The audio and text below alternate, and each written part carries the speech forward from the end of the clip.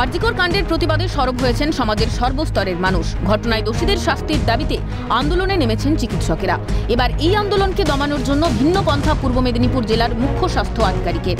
অভিযোগ, আরজিকরের ডাক্তারদের এই আন্দোলনে কোনো বেসরকারি হাসপাতালের চিকিৎসকরা যোগ দিলেই সিএমওইচের দফতর থেকে তাদের কাছে পাঠানো হচ্ছে নোটিশ। জানা যাচ্ছে, নোটিশে আন্দোলনের কোনো কথা না থাকলেও জানতে চাওয়া হচ্ছে কতগুলি হাসপাতালের সঙ্গে যুক্ত রয়েছেন, চিকিৎসা পরিষেবা দেওয়ার জন্য কখন কোথায় যান প্রভৃতি। এমন নোটিশ 20 জন চিকিৎসককে পাঠানো হয়েছে পূর্ব মেদিনীপুর জেলায়, যারা প্রত্যেকেই আরজিকরের আন্দোলনে যোগ দিয়েছিলেন।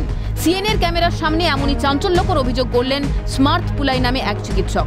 তার দাবি, আন্দোলনে যোগ দেওয়ার পরেই বেসরকারি হাসপাতালের চিকিৎসকদের শোকজ নোটিশ ধরানো হচ্ছে। কোনো সমস্যা হয়নি। যবে থেকে আমাদের আন্দোলন শুরু হয়েছে, এতে আমরা সক্রিয়ভাবে অংশগ্রহণ করেছি।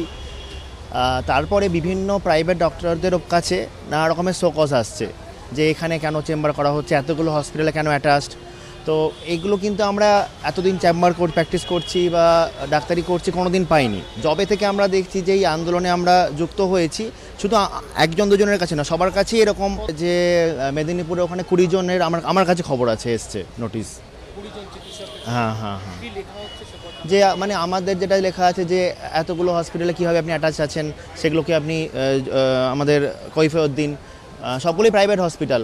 তিনি বলেন, ওই নারকীয় ঘটনার প্রতিবাদে আন্দোলনে নামতেই এই ধরনের পরিস্থিতির সম্মুখীন হতে হচ্ছে। আমাদের হচ্ছে যে একটা নারকীয় ঘটনা ঘটলো, খুন ধর্ষণের মতো, তার অপরাধীর বিচার চাই, সেটা নিয়ে নামতেই আমরা এত কিছু মানে সম্মুখীন হচ্ছি, যেগুলি আগে কোনোদিন আমরা দেখিনি। এটা সিএমওইচ অফিস থেকে, পূর্ব মেদিনীপুর। সম্প্রতি শান্তিপূর্ণ আন্দোলনে কোনো কড়া পদক্ষেপ নেওয়া যাবে না বলে স্পষ্ট নির্দেশ দিয়েছিল দেশের শীর্ষ আদালত।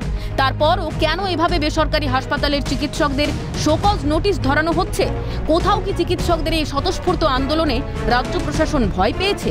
সেই জন্যই কি আন্দোলনকে দমাতে ঘুরপথে চিকিৎসকদের উপর চাপ দেওয়া হচ্ছে? এই প্রশ্নই তুলছে ওয়াকিবহাল মহল। ক্যামেরায় শুভজিৎ গায়নের সঙ্গে অয়ন শর্মার রিপোর্ট, ক্যালকাটা নিউজ।